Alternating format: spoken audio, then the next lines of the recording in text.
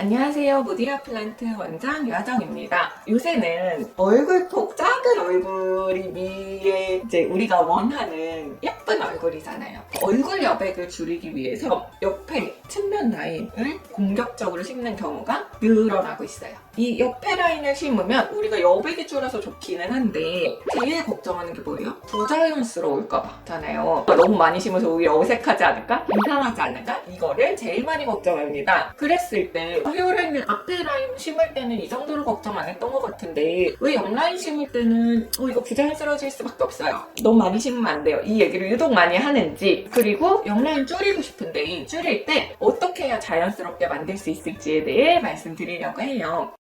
첫 번째, 우리가 왜 옆라인 교정할 때 이거 너무 많이 하면 부자연스러워요. 너무 많이는 하실 수 없어요. 이 얘기 왜 많이 할까요? 그거는 우리가 모발 이식의 한계에 대해 알아야 되기 때문이에요. 수술은 수술이에요, 사실. 수술은 자연을 모방하지만 100% 자연과 똑같을 순 없어요. 우리는 100% 자연과 똑같을 수 없음을 인정을 하고 그 자연과의 간극을 줄이기 위해서 노력하는 사람들이거든요. 이 간극이 생기는 이유는 우리가 모발 이식을 할 때 뒤통수 후두부에서 뽑아요. 이 뒤통수 머리카락은 길게 자라고 한 구멍에서 2개, 3개 이런 식으로 여러 개가 나오는 모낭이 많습니다. 석달 같은 머리카락이 뒤통수에는 존재하지 않아요. 그래서 눈썹을 심을 때 제가 목덜미에 있는 모낭을 심는 이유도 얘네들이 자연적으로 한 구멍에 하나 나오고 자연적으로 조금 짧기 때문이에요. 근데 헤어라인은 양이 되게 많이 필요하잖아요. 목덜미에 있는 애를 다 뽑을 수는 없어요. 눈썹 정도의 양은 나오죠. 하지만 측면 라인을 교정하는 진짜 1000모, 2000모도 쓴단 말이에요. 여기도 양의 한계가 있기 때문에 그 정도의 양을 뽑을 수는 없어요.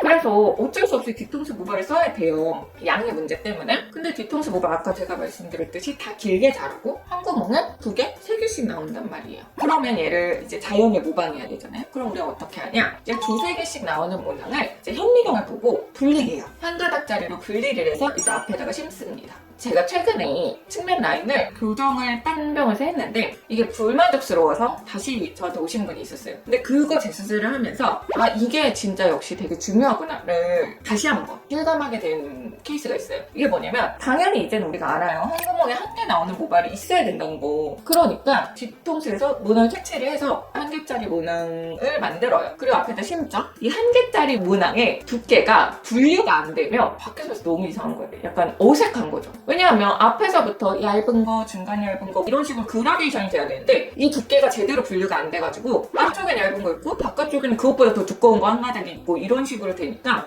이게 뭔가 머리카락이 나기는 했는데 약간 뭔가 좀 이상한 것 같아요. 뭔가 어색해요. 근데 왜 그런지 잘 모르겠어요. 이렇게 오셨어요. 근데 현미경으로 이제 확대해서 보니까 이것 때문에 그랬구나 라는 게 딱 실감이 되더라고요. 그래서 이제 제가 이분 교정할 때는 어색한 것도 어색한 거고 앞으로 더 얼굴 더 줄이게 원하셨거든요. 예전 거는 덮어드리고 앞으로 새로 그라데이션을 만들 때 맨 앞에는 같은 1개짜리 쓰더라도 맨 앞에는 제일 얇은 거, 그 다음에 중간, 그 다음에 1개짜리 이거를 당연히 그라데이션에 맞춰서 심어드리면서 1개짜리 많이 쓴다고 해서 좋은 게 아니라 이 그라데이션을 만들어주는 게 이 옆라인을 자연스럽게 교정하는 데 핵심이다 라는 것을 다시 한번 실감을 했습니다. 우리가 사실 수술의 한계가 있어요. 앞에서 보는 이 짧은 솜털들 이건 없어요. 여기 있는 거 여기 계속 자라거든요. 심으면 이거 원하시면 잔머리 커트 하셔야 돼요. 그것까지는 해주셔야 돼요. 하지만 제가 두께는 만들어 드릴 수 있어요. 얇은 것들 두께는 만들어 드릴 수 있어요. 거기까지만 가능합니다. 이렇게 말씀드려요. 그래서 잔머리 커트를 잘 하시는 분들은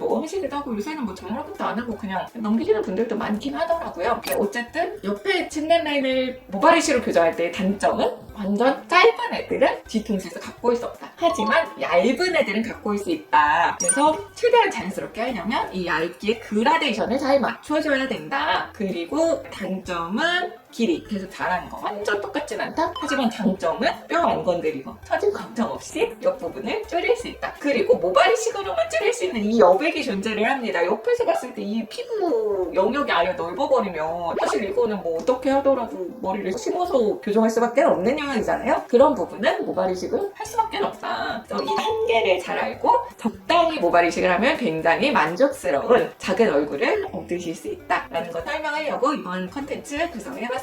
영상 보시고 궁금한 점 있으면 댓글에 질문 달아주시고요. 좋아요, 구독도 부탁드립니다. 감사합니다.